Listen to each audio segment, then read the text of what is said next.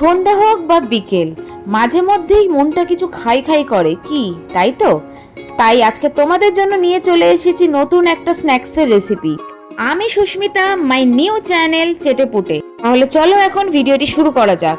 প্রথমেই রয়েছে কিছু ইনগ্রিডিয়েন্টস, তাহলে চলো দেখে নিই। এখানে রয়েছে ধনের গুঁড়ো, এখানে রয়েছে soya sauce, vinegar, tomato sauce, red chilli powder, আর রয়েছে এখানে একটা ডিম, আর রয়েছে এখানে রসুন বাটা, চিলি সস। তাছাড়াও রয়েছে কর্নফ্লাওয়ার, ভাজার জন্য সাদা তেল, আর 250 গ্রাম বোনলেস চিকেন নিয়ে নিয়েছি, আর এখানে নুন। তাহলে চলো ভিডিওটি এখন শুরু করা যাক। প্রথমে চিকেনটা ভালো করে ধুয়ে পরিষ্কার করে নিয়েছি। তারপরে চিকেনের মধ্যে 1 চা চামচ লাল লঙ্কার গুঁড়ো, 1 চা চামচ ধনের গুঁড়ো, 2 চা চামচ সয়া সস, 1 চা চামচ ভিনিগার, 1 চা চামচ টমেটো সস, 1 চা চামচ রসুন বাটা। এরপর এখানে একটা ডিম ফাটিয়ে নেব। তো তার মধ্যে স্বাদ মতো নুন দিয়ে ভালোভাবে ম্যারিনেট করে নিতে হবে। আচ্ছা, এখানে তবে তোমরা বলবে চাইনিজ আইটেমে ধনের গুঁড়ো কেন ব্যবহার করা হয়েছে? তো এটা আমার সম্পূর্ণ নিজস্ব ব্যাপার, আমার ভালো লাগে তাই দিই, তোমরা চাইলে নাও দিতে পারো।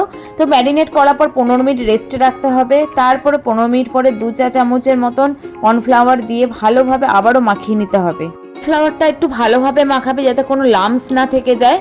তো ধৈর্য ধরে কর্নফ্লাওয়ারটা ভালোভাবে ম্যারিনেট করে নেবে চিকেনের সাথে। তারপরে 30 মিনিটসের জন্য আমরা আবার রেস্টে রেখে দেবো। তোমরা চাইলে এখানে 1 আওয়ারও রাখতে পারো, কোনো অসুবিধা নেই। তারপরে নামিয়ে ভালোভাবে চিকেনটাকে আবারও মেখে নিয়ে গরম তেলে ভালোভাবে ফ্রাই করতে হবে। এখানে চিকেনটা দেওয়ার আগে ভালোভাবে হাই ফ্লেমে তেলটা ভালো করে গরম করে নিয়ে লো টু মিডিয়াম হিটে চিকেনটাকে ভাজতে হবে। চিকেনটা সেদ্ধ হওয়া পর্যন্ত হালকা লাল করে ভাজতে হবে। তবে এখানে একটা কথা, বেশি লাল করে ভেজো না, তাহলে চিকেনটা জুসি ভাবটা চলে যাবে আর চিকেনটা শক্ত হয়ে যাবে। চিকেনটাকে উল্টে পাল্টে ভালোভাবে ভেজে নিয়ে গ্যাসের ফ্লেম কমিয়ে চিকেনটাকে একটা পাত্রে তুলে নিতে হবে।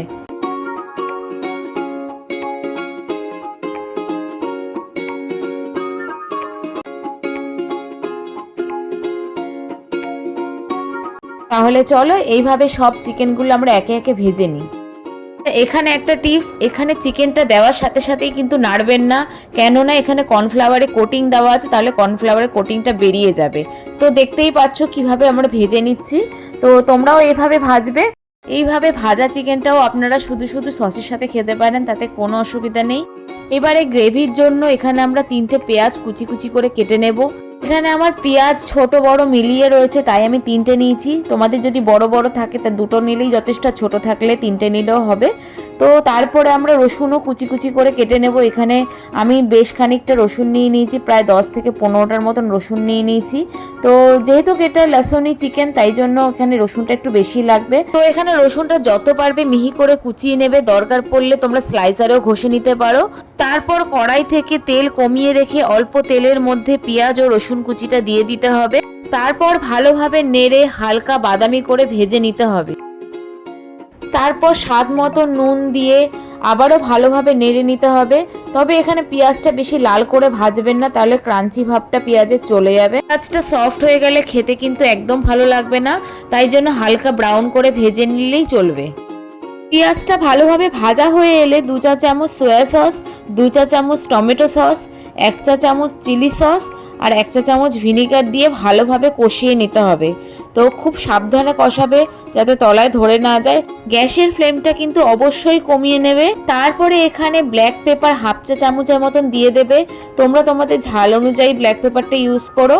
তারপরে ভালোভাবে নেড়ে সামান্য একটু জল দিয়ে ভালোভাবে মশলাটা একটু কষতে দিতে হবে।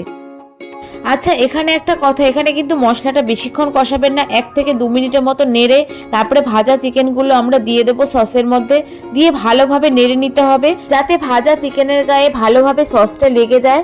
তারপর ওপর দিয়ে সাদা তিল দিয়ে নেড়ে নামিয়ে নিলেই রেডি আজকের সন্ধ্যের স্ন্যাক্স লসউনি চিকেন। তো তোমাদের রেসিপিটি কেমন লাগলো অবশ্যই জানিও। তো ভিডিওটি ভালো লাগলে লাইক কমেন্ট শেয়ার করতে ভুলো না, আর চ্যানেলটিকে অবশ্যই সাবস্ক্রাইব করে দিও, পাশে থাকা বেল আইকনটিকে প্রেস করে দিও। তো এখনকার মতন চলো, টাটা, বাই।